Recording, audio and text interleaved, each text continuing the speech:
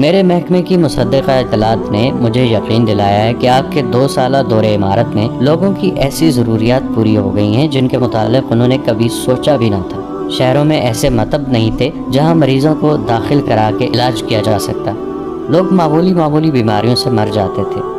اب سرکاری مطب کھول دیے گئے ہیں، درسگاہیں بھی کھول دی گئی ہیں، تاجروں اور دکانداروں کی لوٹ کھسوٹ ختم ہو گئی ہے، جرائم بھی کم ہو گئے ہیں، اور اب لوگ اپنی مشکلات اور فریادیں آپ تک براہ راست پہنچا سکتے ہیں۔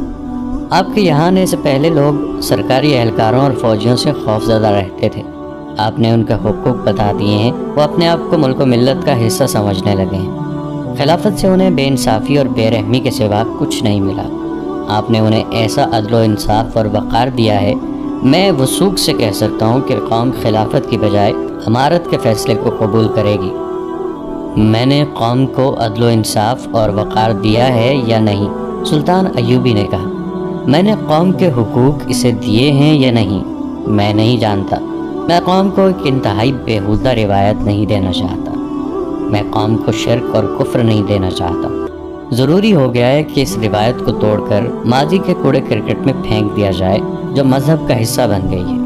اگر یہ روایت قائم رہی تو یہ بھی ہو سکتا ہے کہ کل پرسوں میں بھی اپنا نام خطبے میں شامل کر دوں۔ دیے سے دیے جلتا ہے، لیکن میں اس دیے کو بجھا دینا چاہتا ہوں جو شرک کی روشنی کو آگے چلا رہا ہے۔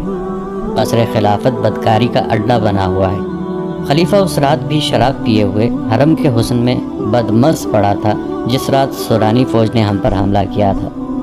اگر میری چال ناکام ہوتی تو مصر سے اسلام کا پرچم اتر جاتا۔ جب اللہ کے سپاہی شہید ہو رہے تھے اس وقت بھی خلیفہ شراب پیے ہوئے تھا۔ میں اسے احکام کے مطابق یہ بتانے گیا تھا کہ سلطنت پر کیا طوفان آیا ہوا ہے اور ہماری فوج نے اس کا دم خم کس طرح توڑا ہے، تو اس نے مست سانڈ کی طرح جھوم کر کہا تھا، شاباش، ہم بہت خوش ہوئے، ہم تمہارے باپ کو خصوصی قاصد کے ہاتھ مبارکباد اور انعام بھیجیں گے۔ میں نے اسے کہا کہ یا خلیفۃ المسلمین، میں نے اپنا فرض ادا کیا ہے۔ میں نے یہ فرض اپنے باپ کی خوشنودی کے لیے نہیں، اللہ اور اس کے رسول صلی اللہ علیہ وآلہ وسلم کی خوشنودی کے لیے ادا کیا ہے۔ اس بڈھے خلیفہ نے کہا، صلاح الدین، تم ابھی بچے ہو مگر کام تم نے بڑوں والا کر دکھایا ہے۔ اس نے میرے ساتھ اس طرح بات کی تھی جیسے وہ مجھے اپنا غلام اور اپنے حکم کا پابند سمجھتا ہے۔ یہ بے دین انسان قومی خزانے کے لیے سفید ہاتھی بنا ہوا ہے۔ سلطان ایوبی نے ایک خط نکال کر سب کو دکھایا اور کہا، 6-7 دن گزر گئے ہیں، نور الدین زنگی نے مجھے یہ پیغام بھیجا ہے۔ انہوں نے لکھا ہے کہ خلافت 3 حصوں میں بٹ گئی ہے۔ بغداد کی مرکزی خلافت کا دونوں ماتحت خلیفوں پر اثر ختم ہو چکا ہے۔ آپ یہ خیال رکھیں کہ مصر کا خلیفہ خود مختار حاکم نہ بن جائے۔ وہ سڑانیوں اور صلیبیوں سے بھی ساز باز کرنے سے گریز نہیں کرے گا۔ میں سوچ رہا ہوں کہ خلافت صرف بغداد میں رہے اور ذیلی خلیفے ختم کر دیے جائیں، لیکن میں ڈرتا ہوں کہ ان لوگوں نے ہمارے خلاف سازشیں تیار کر رکھی ہیں۔ اگر آپ مصر کے خلیفہ کی بادشاہی اس کے محل کے اندر ہی محدود رکھنے کی کوشش کریں گے تو میں آپ کو فوجی اور مالی امداد دوں گا۔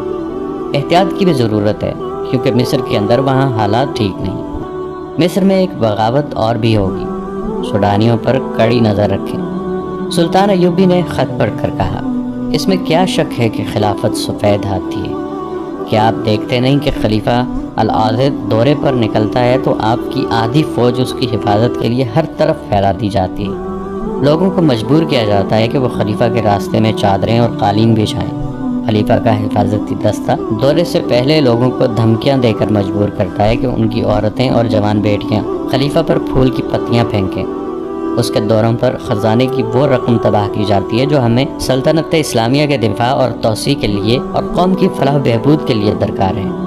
اس کے علاوہ اس پہلو پر بھی غور کرو کہ ہم مصری عوام پر، یہاں کے عیسائیوں اور دیگر غیر مسلموں پر یہ ثابت کرنا ہے کہ اسلام شہنشاہوں کا مذہب نہیں، یہ عرب کے صحراؤں کے گدڑیوں، کسانوں اور شتربانوں کا سچا مذہب ہے۔ یہ انسان کو انسانیت کا وہ درجہ دینے والا مذہب ہے جو خدا کو عزیز ہے۔ یہ بھی ہو سکتا ہے کہ خلیفہ کے خلاف کارروائی کرنے سے آپ کے خلاف یہ بہتان تراشی ہونے لگے کہ خلیفہ کی جگہ آپ خود حاکم بننا چاہتے ہیں۔ شداد نے کہا، سچ کی ہمیشہ مخالفت ہوئی ہے اور ہوتی رہے گی۔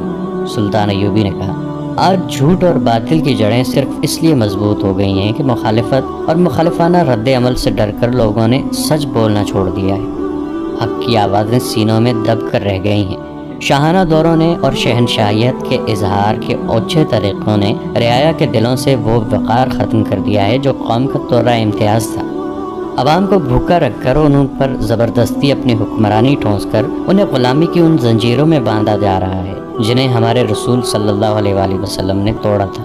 ہمارے بادشاہوں نے قوم کو اس پستی تک پہنچا دیا ہے کہ یہ بادشاہ اپنی عیاشیوں کی خاطر صلیبیوں سے دوستانہ کر رہے ہیں، ان سے پیسے مانگتے ہیں اور صلیبی آہستہ آہستہ سلطنت اسلامیہ پر قابض ہوتے چلے جا رہے ہیں۔ آپ نے شداد مخالفت کی بات کی ہے، ہمیں مخالفت سے نہیں ڈرنا چاہیے۔ قابل صد احترام امیر سلطان ایوبی کے نائب سالار الناصر نے کہا، ہم مخالفت سے نہیں ڈرتے، آپ نے ہمیں میدان جنگ میں دیکھا ہے، ہم اس وقت بھی نہیں ڈرے تھے جب ہم محاصرے میں لڑے تھے، ہم بھوکے اور پیاسے بھی لڑے تھے، صلیبیوں کے طوفان ہم نے اس حالت میں بھی روکے تھے جب ہماری تعداد کچھ بھی نہیں تھی۔ مگر میں آپ کو آپ کی ہوئی ایک بات یاد دلانا چاہتا ہوں۔ آپ نے ایک بار کہا تھا کہ حملہ جو باہر سے آتا ہے اسے ہم قلیل تعداد میں بھی روک سکتے ہیں، لیکن حملہ جو اندر سے ہوتا ہے اور جب حملہ آور اپنی قوم کے افراد ہوتے ہیں تو ہم ایک بار تو چونک اٹھتے اور سن ہو جاتے ہیں کہ یا خدائے ذوالجلال یہ کیا ہوا۔ قابل احترام امیر مصر، جب ملک کے حاکم ملک کے دشمن ہو جائیں تو آپ کی تلوار نیام کے اندر تڑپتی رہے گی، باہر نہیں آئے گی۔ آپ نے درست کہا ناصر، سلطان ایوبی نے کہا، میری تلوار نیام میں تڑپ رہی ہے، یہ اپنے حاکموں کے خلاف باہر نہیں آنا چاہتی۔ میرے دل میں قوم کے حکمرانوں کا ہمیشہ احترام رہا ہے، مگر ملک کا حکمران قوم کی عزت کا نشان ہوتا ہے، قوم کے وقار کی علامت ہوتا ہے۔ لیکن آپ سب غور کریں کہ ہمارے حکمرانوں میں کتنی کچھ عظمت اور کتنا کچھ وقار رہ گیا ہے۔ میں صرف خلیفہ العاضد کی بات نہیں کر رہا، علی بن سفیان سے پوچھو، اس کا محکمہ موصل، حلب، دمشق، مکہ اور مدینہ منورہ کی جو خبریں لا رہا ہے وہ یہ ہیں کہ خلافت کی تعیش پرستی کی وجہ سے جہاں جہاں کوئی امیر محاکم ہے وہاں کا مختار کل بن گیا ہے۔ سلطنت اسلامیہ ٹکڑوں میں بڑھتی جا رہی ہے۔ خلافت اس قدر کمزور ہو گئی ہے کہ اس نے امراء اور حکام کو ذاتی سیاست بازیوں کے لیے استعمال کرنا شروع کر دیا ہے۔ میں اس خطرے سے بے خبر نہیں کہ قوم کے بکھرے ہوئے شیرازے کو ہم جب یکجا کرنے کی کوشش کریں گے تو یہ اور بکھرے گا، ہمارے سامنے پہاڑ کھڑے ہو جائیں گے، لیکن میں گھبراؤں گا نہیں، اور مجھے امید ہے کہ آپ بھی نہیں گھبرائیں گے۔ میں آپ کے مشورے کا احترام کروں گا، لیکن میں آئندہ خلیفہ کے بلاوے پر صرف اس صورت میں جاؤں گا جب کوئی ضروری کام ہوگا۔ فوری طور پر خطبے میں سے خلیفہ کا نام اور ذکر نکلوا رہا ہوں۔ سب نے سلطان ایوبی کے اس اقدام کی حمایت کی اور اسے اپنی پوری مدد اور ہر طرح کی قربانی دینے کا یقین دلایا۔ خلیفہ العاضد اس وقت اپنے ایک خصوصی کمرے میں تھا جب قاصد نے اسے بتایا کہ صلاح الدین ایوبی نے کہا ہے کہ اگر کوئی ضروری کام ہے تو میں آ سکتا ہوں، ورنہ میں بہت مصروف ہوں۔ خلیفہ آگ بگولا ہو گیا۔ اس نے قاصد سے کہا کہ رجب کو میرے پاس بھیج دو۔ رجب اس کے حفاظتی دستے کا کماندار تھا جس کا عہدہ نائب سالار جتنا تھا۔ وہ مصر کی فوج کا افسر تھا، اسے خلیفہ کے باڈی گارڈز کی کمان دی گئی تھی۔ اس نے قصر خلافت اور خلیفہ کے حفاظتی دستوں میں چن چن کر سوڈانی حبشوں کو رکھا تھا۔ وہ سلطان ایوبی کے مخالفین میں سے اور خلیفہ کے خوشامدیوں میں سے تھا۔ اس وقت خلیفہ کے اس خصوصی کمرے میں عرارہ موجود تھی جب قاصد صلاح الدین ایوبی کا جواب لے کر آیا تھا۔ اس نے خلیفہ سے کہا، صلاح الدین ایوبی آپ کا نوکر ہے، آپ نے اسے سر پہ چڑھا رکھا ہے، اب کیوں نہیں اسے معزول کر دیتے، یا کیوں نہیں اپنے سپاہی بھیج کر اسے حراست میں یہاں بلوا لیتے؟ اس لیے کہ اس کے نتائج اچھے نہیں ہوں گے، خلیفہ نے غصے کے عالم میں کہا۔ فوج اس کی کمان میں ہے، وہ میرے خلاف فوج استعمال کر سکتا ہے۔ اتنے میں رجب آ گیا، اس نے جھک کر فرشی سلام کیا۔ العاضد نے غصے سے کانپتی ہوئی آواز میں اسے کہا، میں پہلے ہی جانتا تھا کہ یہ کمبخت خود سر اور سرکش آدمی ہے، یہ صلاح الدین ایوبی۔ میں نے اسے بلایا تو یہ کہہ کر آنے سے انکار کر دیا کہ کوئی ضروری کام ہے تو آؤں گا، ورنہ آپ کا بلاوا میرے لیے کوئی معنی نہیں رکھتا، کیونکہ میرے سامنے ضروری کام پڑے ہیں۔ غصے میں بولتے بولتے اسے ہچکی آئی، پھر کھانسی اٹھی اور اس نے دل پر ہاتھ رکھ لیا۔ اس کا رنگ زرد ہو گیا۔ اس حالت میں کمزور سی آواز میں کہا، بدبخت کو یہ بھی احساس نہیں رہا کہ میں بیمار ہوں۔ میرا دل مجھے لے بیٹھے گا۔ یہ میرے لیے غصہ ٹھیک نہیں۔ مجھے اپنی صحت کا غم کھائے جا رہا ہے اور اسے اپنے کاموں کی پڑی ہے۔ آپ نے اسے کیوں بلایا تھا؟ رجب نے پوچھا۔ مجھے حکم دیجیے۔ میں نے اسے صرف اس لیے بلایا تھا کہ اسے احساس رہے کہ اس کے سر پر ایک حاکم بھی ہے۔ خلیفہ نے دل پر ہاتھ رکھے ہوئے کراہتی ہوئی آواز میں کہا، تم ہی نے مجھے بتایا تھا کہ صلاح الدین خود مختار ہوتا جا رہا ہے۔ میں اسے بار بار یہاں بلانا چاہتا ہوں، اسے حکم دینا چاہتا ہوں تاکہ اسے اپنے پاؤں کے نیچے رکھوں۔ یہ ضروری نہیں کہ کوئی ضروری کام ہی ہو تو میں اسے بلاؤں۔ عرارہ نے شراب کا پیالہ اس کے ہونٹوں سے لگا کر کہا، آپ کو 100 بار کہا ہے کہ غصے میں نہ آ جایا کریں۔ آپ کے دل اور اعصاب کے لیے غصہ ٹھیک نہیں۔ اس نے سونے کی ڈبیا میں سے نسواری رنگ کے صفوف میں سے ذرا سا خلیفہ کے منہ میں ڈالا اور پانی پلا دیا۔ خلیفہ نے اس کے بکھرے ہوئے ریشمی بالوں میں انگلیاں الجھا کر کہا، اگر تم نہ ہوتی تو میرا کیا ہوتا؟ سب کو میری دولت اور رتبے سے دلچسپی ہے۔ میری ایک بھی بیوی ایسی نہیں جسے میری ذات کے ساتھ دلچسپی ہو۔ تم تو میرے لیے فرشتہ ہو۔ اس نے لڑکی کو اپنے قریب بٹھا کر بازو اس کی کمر میں ڈال دیا۔ خلیفۃ المسلمین رجب نے کہا، اب بڑے ہی نرم دل اور نیک انسان ہیں۔ یہی وجہ ہے کہ صلاح الدین ایوبی نے یہ گستاخی کی ہے۔ آپ نے یہ بھی فراموش کر دیا ہے کہ وہ عربی نسل سے نہیں، وہ آپ کی نسل سے نہیں، وہ کرد ہے۔ میں حیران ہوں کہ اسے اتنی بڑی حیثیت کس نے دے دی ہے۔ اگر اس میں کچھ خوبی ہے تو صرف یہ ہے کہ وہ اچھا عسکری ہے، میدان جنگ کا استاد ہے، لڑنا بھی جانتا ہے اور لڑانا بھی جانتا ہے، مگر یہ وصف اتنا اہم نہیں کہ اسے مصر کی امارت سونپ دی جاتی۔ اس نے سوڈان کی اتنی بڑی اور اتنی تجربہ کار فوج یوں توڑ کر ختم کر دی ہے جس طرح بچہ کوئی کھلونا توڑ دیتا ہے۔ آپ ذرا غور فرمائیں کہ جب یہاں سوڈانی باشندوں کی فوج تھی، ناجی اور ادرش جیسے سالار تھے تو رعایا آپ کے کتوں کے آگے بھی سجدے کرتی تھی۔ سوڈانی لشکر کے سالار آپ کی دہلیز پر حاضر رہتے تھے۔ اب یہ حال ہے کہ آپ اپنے ایک ماتحت کو بلاتے ہیں اور وہ آنے سے انکار کر دیتا ہے۔ رجب، خلیفہ نے اچانک گرج کر کہا، تم ایک مجرم ہو۔ رجب کا رنگ پیلا پڑ گیا۔ عرارہ بدک کر العاضد سے الگ ہو گئی۔ العاضد نے اسے پھر بازو کے گھیرے میں لے کر اپنے ساتھ لگا لیا اور پیار سے بولا، کیا میں نے تمہیں ڈرا دیا ہے؟ میں رجب سے یہ کہنا چاہتا ہوں کہ یہ آج 2 سال بعد مجھے بتا رہا ہے کہ ہماری پرانی فوج اور اس کے سالار اچھے تھے اور صلاح الدین کی بنائی ہوئی فوج خلافت کے حق میں اچھی نہیں۔ کیوں رجب؟ تم یہ بات پہلے بھی جانتے تھے، چپ کیوں رہے؟ اب جب کہ امیر مصر اپنی جڑیں مضبوط کر چکا ہے، مجھے بتا رہے ہو کہ وہ خلافت کا باغی اور سرکش ہے۔ میں حضور کے عتاب سے ڈرتا تھا، رجب نے کہا۔ سلطان ایوبی کا انتخاب بغداد کی خلافت نے کیا تھا، یہ آپ کے مشورے سے ہی ہوا ہوگا۔ میں خلافت کے انتخاب کے خلاف زبان کھولنے کی جرت نہیں کر سکتا تھا۔ آج امیر مصر کی گستاخی اور اس کے زیر اثر آپ کے دل کے دورے نے مجھے بھی مجبور کر دیا ہے کہ زبان کھولوں۔ میں کب سے دیکھ رہا ہوں کہ صلاح الدین ایوبی کئی بار آپ کے حضور گستاخی کر چکا ہے۔ میرا فرض ہے کہ آپ کو خطروں سے آگاہ کروں اور بچاؤں۔ اس دوران عرارہ خلیفہ کے گالوں سے گال رگڑتی رہی اور اس کی انگلیوں میں انگلیاں الجھا کر بچوں کی طرح کھیلتی رہی۔ ایک بار اس نے خلیفہ کے گالوں کو ہاتھوں میں تھام کر پوچھا، طبیعت بحال ہوئی؟ خلیفہ نے اس کی ٹھوڑی کو چھیڑتے ہوئے کہا، دوائی نے اتنا اثر نہیں کیا جتنا تیرے پیار نے کیا ہے۔ خدا نے تجھے وہ حسن اور وہ جذبہ دیا ہے جو میرے ہر روگ کے لیے اکسیر ہے۔ اس نے عرارہ کا سر اپنے سینے پر ڈال کر رجب سے کہا، روز قیامت جب مجھے جنت میں بھیجیں گے تو میں خدا سے کہوں گا کہ مجھے کوئی حور نہیں چاہیے، مجھے عرارہ دے دو۔ عرارہ صرف حسین ہی نہیں، رجب نے کہا، یہ بہت ہوشیار اور ذہین بھی ہے۔ حضور کا حرم سازشوں کا گھر بنا ہوا تھا، اس نے آ کر سب کو لگام ڈال دی ہے۔ اب کسی کی ضرورت نہیں کہ کوئی عورت کسی عورت کے خلاف یا کوئی اہلکار قصر خلافت میں ذرا سی بھی گڑبڑ کرے۔ یہ دونوں صلاح الدین ایوبی کے متعلق باتیں کر رہے تھے۔ عرارہ نے کہا، ان کی باتیں غور سے سنیں اور صلاح الدین ایوبی کو لگام ڈالیں۔ تم کیا کہہ رہے تھے رجب؟ خلیفہ نے پوچھا۔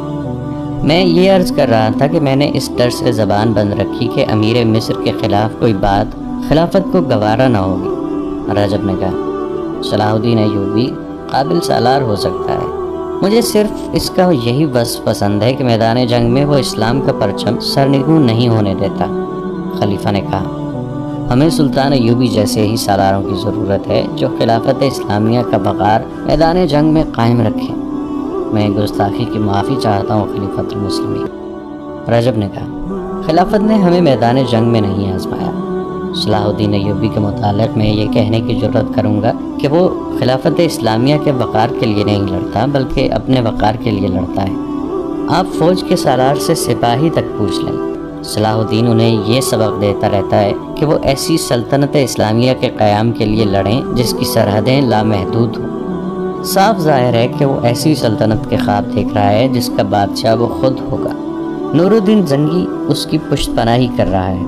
اس نے صلاح الدین ایوبی کے ہاتھ مضبوط کرنے کے لیے 2000 سواروں اور اتنے ہی پیادہ عسکریوں کی فوج بھیجی تھی۔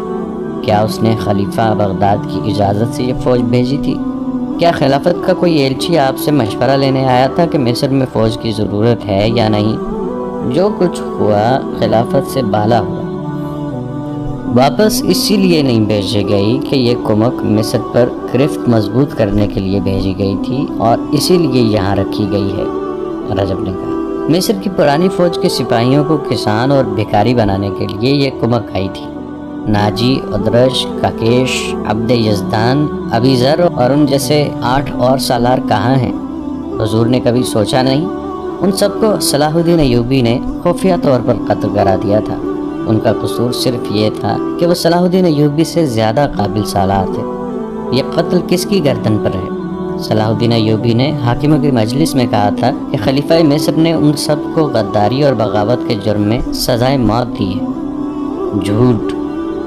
خلیفہ نے بھڑک کر کہا، سفید جھوٹ! مجھے صلاح الدین نے بتایا تھا کہ یہ سب غدار ہیں۔ میں نے اس سے کہا تھا کہ گواہ لاؤ اور مقدمہ چلاؤ۔ اس نے مقدمہ چلائے بغیر وہ فیصلہ خود کیا جو خلافت کی مہر کے بغیر بیکار ہوتا ہے۔ رجب نے کہا، ان بدقسمت سالاروں کا جرم یہ تھا کہ انہوں نے صلیبی بادشاہ سے رابطہ قائم کیا تھا۔ ان کا مقصد کچھ اور تھا، وہ یہ تھا کہ صلیبیوں سے بات چیت کر کے جنگ و جدل ختم کیا جائے اور ہم اپنے ملک اور رعایا کی خوشحالی اور فلاح و بہبود کی طرف توجہ دے سکیں۔ آپ شاید تسلیم نہ کریں مگر یہ حقیقت ہے کہ صلیبی ہمیں اپنا دشمن نہیں سمجھتے۔ وہ ہمارے خلاف جنگی طاقت صرف اس لیے تیار رکھتے ہیں کہ نور الدین زنگی اور شیرکو جیسے مسلمان سے انہیں حملے کا خطرہ رہتا ہے۔ شیرکو مر گیا تو صلاح الدین ایوبی کو اپنی جگہ چھوڑ گیا۔ یہ شخص شیرکو کا پروردہ ہے۔ اس نے ساری عمر عیسائی قوم سے لڑتے اور اسلام کے دشمن پیدا کرتے اور دشمنوں میں اضافہ کرتے گزاری ہے۔ اگر صلاح الدین کی جگہ مصر کا امیر کسی اور کو مقرر کیا جاتا تو آج عیسائی بادشاہ آپ کے دربار میں دوستوں کی طرح آتے، قتل و غارت نہ ہوتا، اتنے پرانے اور تجربہ کار سالار قتل ہو کر گمنام نہ ہو جاتے۔ مگر رجب، خلیفہ نے کہا، صلیبیوں نے بحیرہ روم سے حملہ جو کیا تھا، صلاح الدین ایوبی نے ایسے حالات پیدا کر دیے تھے کہ صلیبی اپنے دفاع کے لیے حملے میں پہل کرنے پر مجبور ہو گئے۔ رجب نے کہا، صلاح الدین ایوبی کو معلوم تھا کہ حملہ آور آ رہا ہے کیونکہ حالات اسی نے پیدا کیے تھے، اسی لیے اس نے حملہ روکنے یعنی دفاع کا انتظام پہلے ہی کر رکھا تھا۔ یہ شخص فرشتہ تو ہے نہیں کہ اسے غیب کا حال معلوم ہو گیا تھا۔ اس نے ایک ایسا ناٹک کھیلا تھا جس میں ہزارہ بچے یتیم اور ہزارہ عورتیں بیوہ ہو گئیں۔ اس پر آپ نے اسے میری موجودگی میں خراج تحسین پیش کیا تھا۔ پھر اس نے سوڈانی فوج کو جو آپ کی وفادار تھی جنگی مشق کے بہانے رات کو باہر نکالا اور اندھیرے میں اس پر اپنی نئی فوج سے حملہ کر دیا۔ مشہور یہ کیا کہ ناجی کی فوج نے بغاوت کر دی تھی، اس پر بھی آپ نے اسے خراج تحسین پیش کیا۔ آپ اتنے سادہ دل اور مخلص ہیں کہ آپ اس چال اور اس دھوکے کو سمجھ ہی نہ سکیں۔ دوستو، آج کے لیے اتنا ہی۔ اسی کہانی کی اگلی قسط کے ساتھ بہت جلد حاضر ہوں گے۔ نیچے کامنٹ سیکشن میں اپنی رائے کا اظہار ضرور کیجیے گا۔